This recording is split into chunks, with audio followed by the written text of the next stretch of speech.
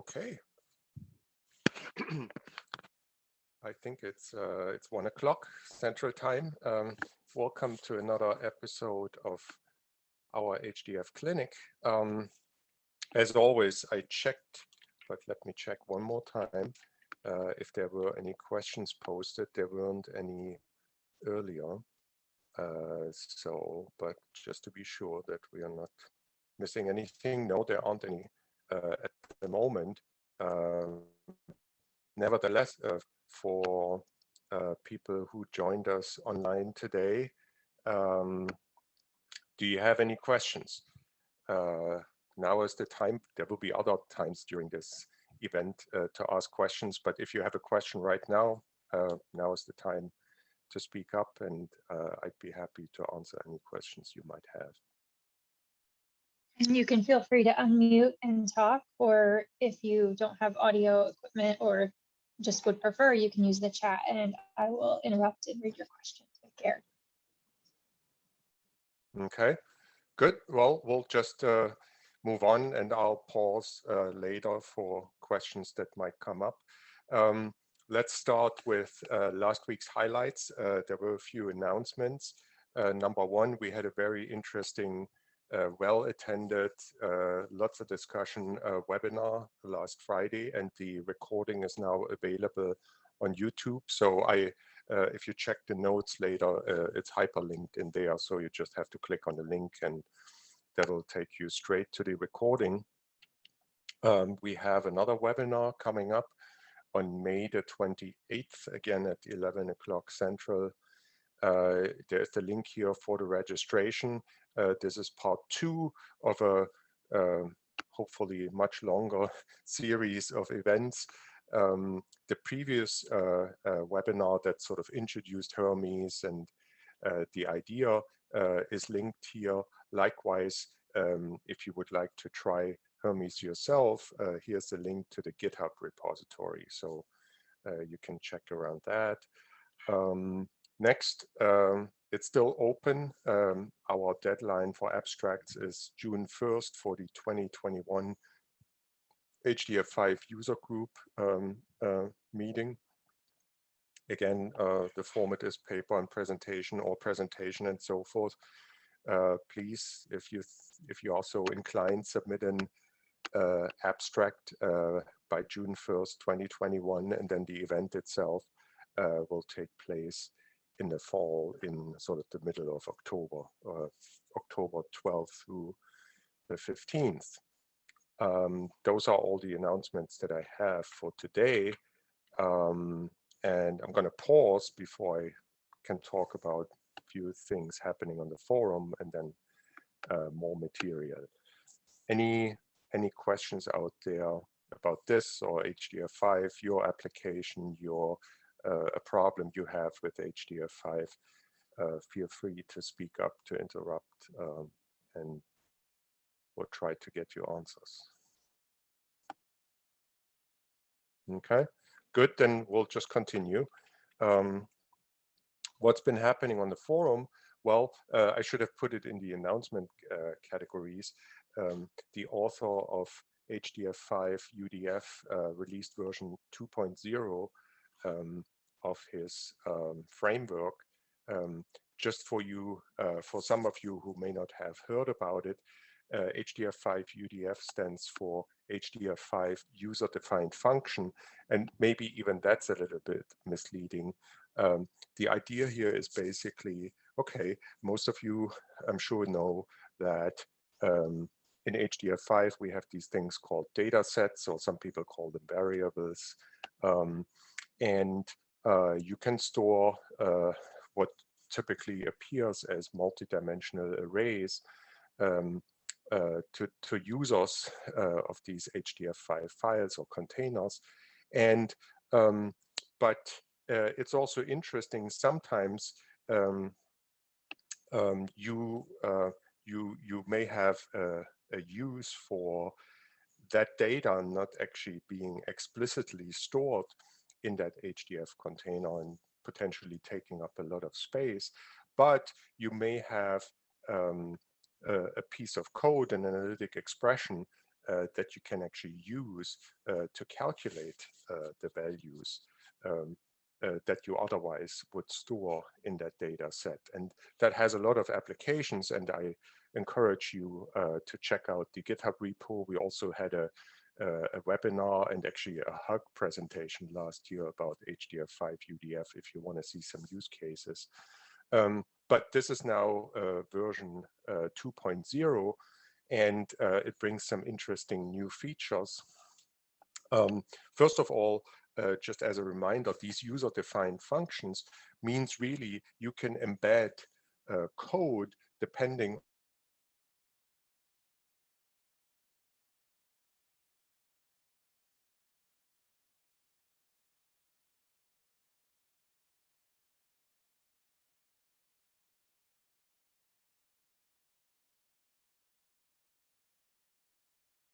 somebody could embed malicious code in these containers, and the answer is potentially yes, absolutely. But the author of HDF5 UDF is of course aware of concerns like that, and he just introduced a new feature in in UDF2, which is that you can now sign these user-defined function with a public key. He introduced this concept of trust profiles there, and previously, and he still maintains that there's a tool, a command line tool called HDF-UDF that you would use to create these data sets that under the covers are really functions and sort of not arrays of multidimensional arrays of elements. He, in addition to this tool, now has an API, a library API, so that from Python, C, C++, or Lua, you can actually generate these user-defined function / data sets programmatically. For example, you can think of, let's say you have a Jupyter notebook, you can write Python code right there in that Jupyter notebook, and then embed that code that represents that function that calculates the values for your data set. You can do that right there in a Jupyter notebook, and that is a very convenient feature that you can do this directly from a Jupyter notebook.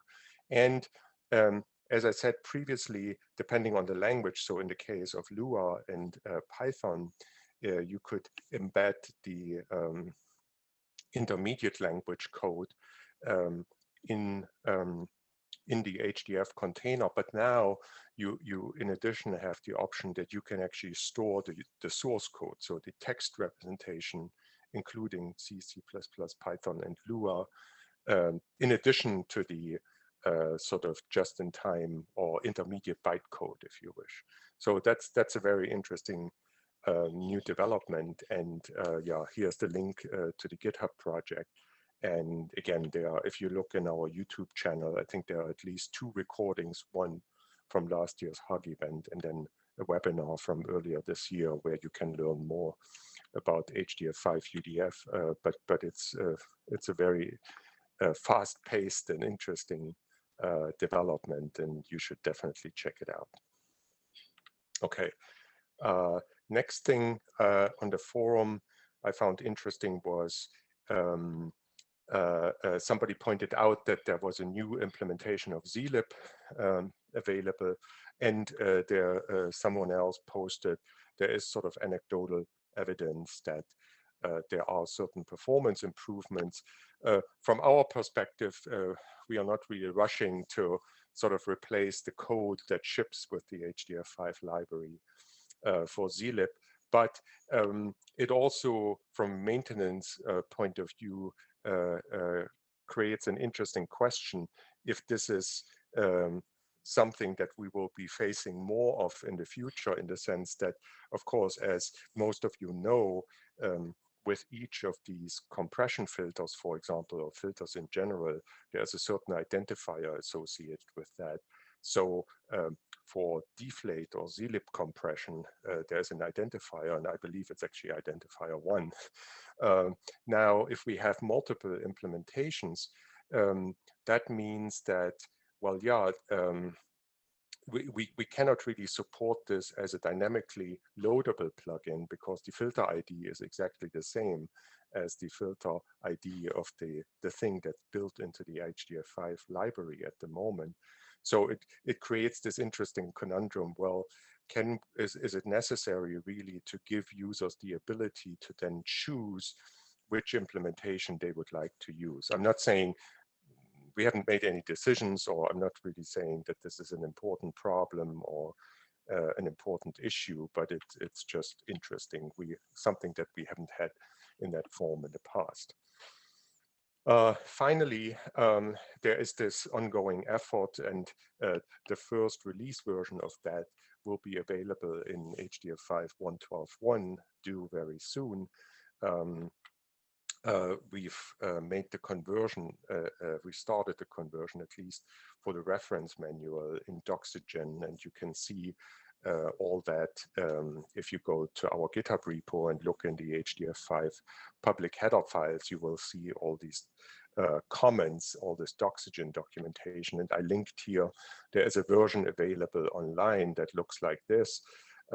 What we have done, so we always are interested in getting feedback and you telling us this is useful or no, we don't like that, this is not helpful, here's a better idea, chime in. And we are trying, this is at the moment not live, but we want to add a link to a survey here so that we can sort of have a constant, a steady trickle at least of feedback where people are commenting on how they like our documentation, what works, what doesn't, what can be improved.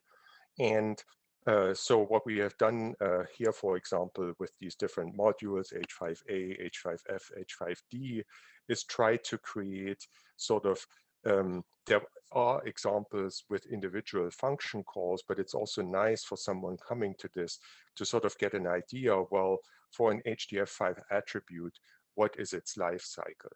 And by life cycle, I mean, yeah, attributes are typically being created, they are being read, they are being updated, and in many instances deleted.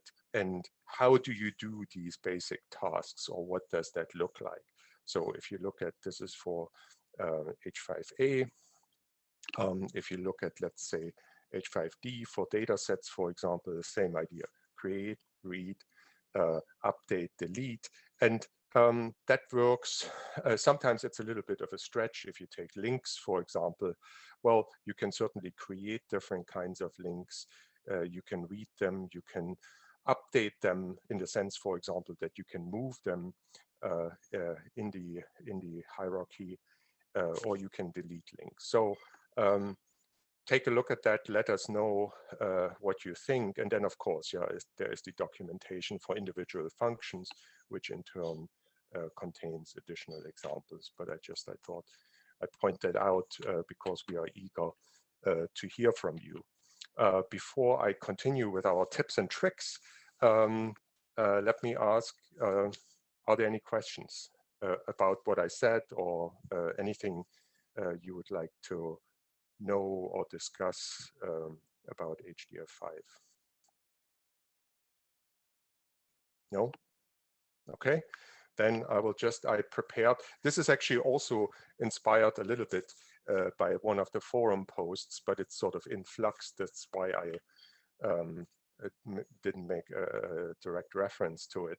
So here's something that comes up frequently, is this question of, as you know, with these data sets, we have many options to choose the storage layout. So the first thing is the sort of the logical shape of a data set, whether it's multidimensional, it's 3-dimensional or 4-dimensional, and then what the extent is, if it's 5 by 7 by 15 by 24, or 200 by 600 or something like that. But that's purely logical and has nothing to do with how the underlying data set elements are stored in the underlying file. And as we just saw with HDF5 UDF, there may not be elements at all. If you are using HDF5 UDF, there will actually be a snippet of source code somewhere that generates these elements dynamically. Anyway, but among the many different layout options, compact, contiguous, chunked, virtual, external, there is this chunk layout, and the question might be, well, what might be a motivation, or what might be considerations behind saying, I want to use chunk layout for the following reasons, or how do I convince myself that I think I really need chunk layout, meaning rather than representing this shape, this logical shape as sort of a monolith, tile it into pieces and then store these pieces individually in the file. What might be reasons for that? And I listed a few here, and I call them considerations, because what I want to emphasize is these are considerations. These are not as compelling as they may sound. None of them is at a level where you would say, well, because of that, I have to use chunk layout. There's just no other choice. That's not the case. That's why I call them considerations. There are many different ways to, as we sometimes say, skin a cat. And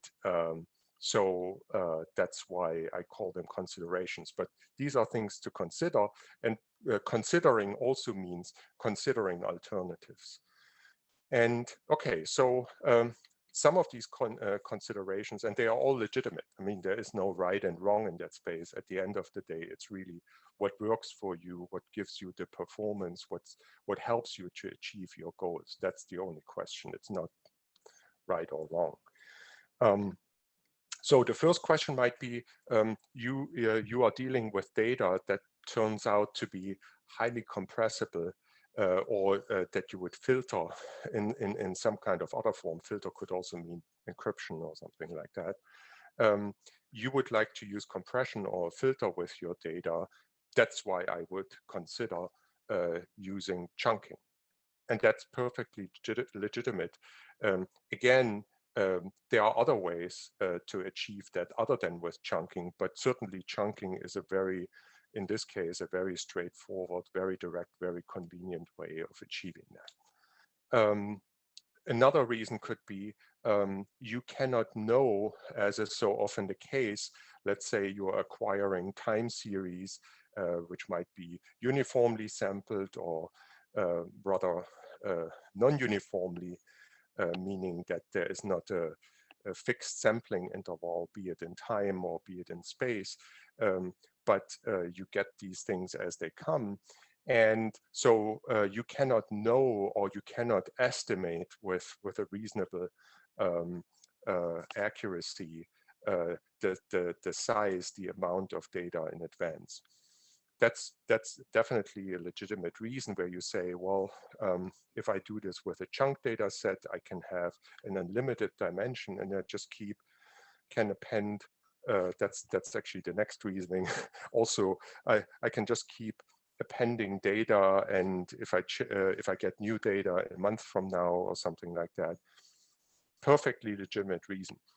Is chunking the only way to achieve this? No, it is not, but it's certainly, again, a convenient, direct way to achieve that in HDF5. Another reason could be, well, so far we have really more spoken about the storage layout aspect of it, but at the end of the day, the data is not really there to be stored.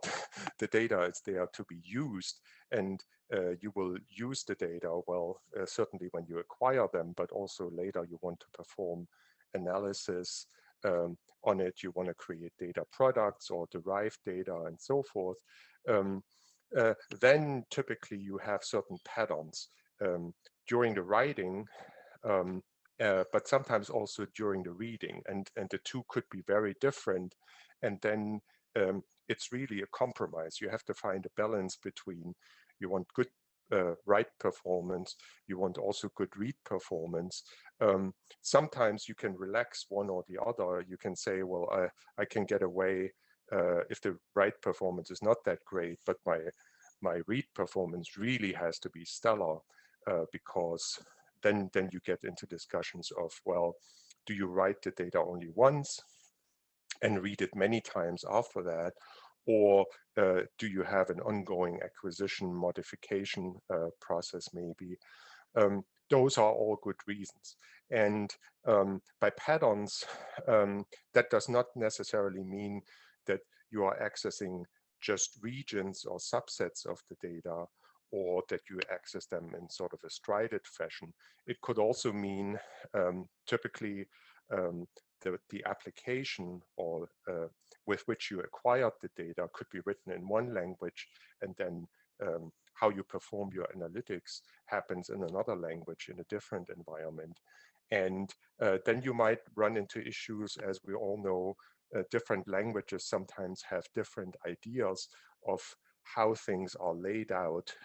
So for example, C and Fortran, or C and Julia, or C and Python, it's easier there. So some languages are in the what we call the row major camp of where they organize, if you want to use the two-dimensional array metaphor, things are oriented contiguously in memory row by row. So the first row going back to the first element of the second row going back to the first element of the third row. So this is just one long contiguous byte stream, whereas in the Fortran or Julia or some of the other environments, they are sort of in the column major camp, where things are laid out. You go down the first column, go back to the second element of the first row, second column, go back to the third element of the first row, third column, and so forth. So if you have applications that from either camp, then that might be a good reason, especially if you just access subsets, that chunking again is a convenient mechanism to sort of steer middle ground and say, well, the performance is not going to be super bad for the seek or the row major camp, and the performance is not going to be too bad for the column major camp, because some kind of transposition you will have to do some kind of transposition as part of that. And of course, transposing sub-blocks of a larger structure is much faster, especially if you need only subsets, rather than doing a wholesale transposition of a very large object, of which you end up using only a small portion. So, and then, yeah, sure, can you do the same thing with contiguous layout? Obviously you can, but again, it's a trade-off between competing requirements sometimes. And then, of course, there are caveats, things to think about. The first question, if you convince yourself then that you want to go down this path of using chunked layout, you have to answer the question, what is a good chunk size? And there is some guidance that we can give, but it really depends on sort of from where you are coming from with respect to these first four considerations, for example.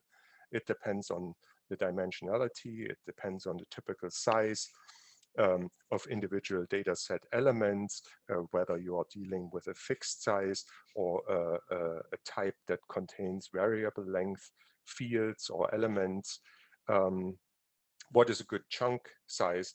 As we say, they shouldn't be too small and they shouldn't be too large either. But again, the specifics, there is sort of typically a good range that you can narrow down through experimentation and maybe some back of the envelope calculations. Then, of course, once you've settled on a good chunk size, hand in hand with that goes to think about the chunk cache, if you can use that to your advantage, or if there's no advantage for you in using that chunk cache.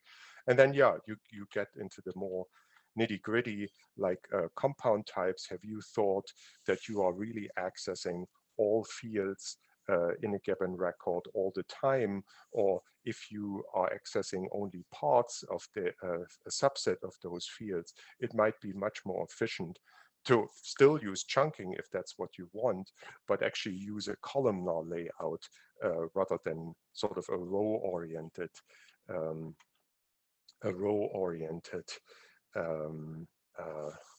sort of standard layout. And then again, if you can get even more detailed with chunking, it could be that in some of your applications, a chunk is not filled completely. So in a one-dimensional case, that's the simplest case. Let's say the last chunk is only partially filled, and that's perfectly possible and legitimate in HDF5, because sometimes the world just doesn't turn out to be perfectly aligned with your chunk size, and then your last chunk may only be partially filled, but that has potentially negative implications for if in combination with something like compression, where you really have, let's say the chunk size is 15 in that dimension, but you have only 2 elements there. So to access 2 elements, you will always be reading and or writing 15 elements, and that's a small ratio. I mean, your chunks will typically not be that small that they have just 15 elements. They will typically have hundreds or thousands, or if they are multidimensional, then you have to choose a multidimensional chunk size or tile size.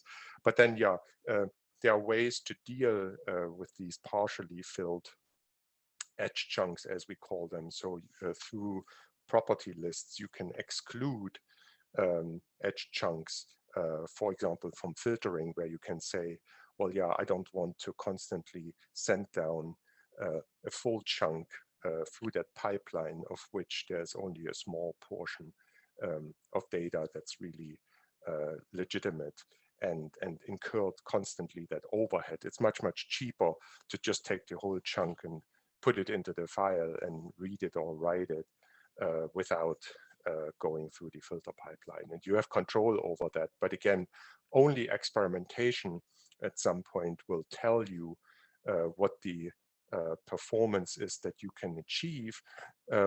And there I would, if I had one recommendation, I would say, don't waste your time writing a lot of code. I mean, you have more things to worry about, and in a way, this HDF5 thing is probably not the most important part of your life. So you want quickly understand, okay, what's a good chunk size, maybe which compression algorithm works well for my data, and so forth. And before you start writing a lot of code, really, I encourage you, and we should do another tips and tricks maybe next week or the following week about one of the command line tools that makes it very easy to experiment with these different settings and parameters, called H5 repack. So if you have an existing HDF5 file, you can either repack it as a whole, meaning all the data sets and everything in it, or you can just focus on a specific data set. If you say, well, there's just there are 500 rather smallish data sets, and they are not performance bottlenecks, but there is this one data set that is really large, and I think I can do well with compression, and then it's a matter of working out what is a good chunk size and so forth. Just use H5 repack, and through command line options, you can control for this one data set, for example, the chunk size, the compression method. You can apply multiple compression methods. As you know, this filtering thing is a pipeline, meaning you can apply multiple filters in a row in a pipeline to chunks, and so this makes it very convenient. Another thing is use one of the intuitive and by and large boilerplate free language bindings for the HDF5 library, as they are available in Python and Julia or in C++, that really exist there thanks to the efforts of people out there in the community. And again, using the C API is not really the way to go here, because you'll be writing a lot of boilerplate code, make a lot of mistakes along the way, and it's boilerplate. It's just for the compiler's sake. You will move at a much slower pace if you try to do that in C, rather than using a command line tool or using one of these nice language bindings. Anyway, I think that pretty much takes us to the end of today's half an hour. We still have, coming up a discussion of dealing with handlers and what happens to them when your program ends. And let us know on the forum or using that document that we have out there, where you can submit question if there's a particular topic that you would like to learn more about. Leave a question, leave a comment, and we'll try to pick that up during one of the next clinics. Thank you for coming, and enjoy the rest of your day, and I'll see you next time.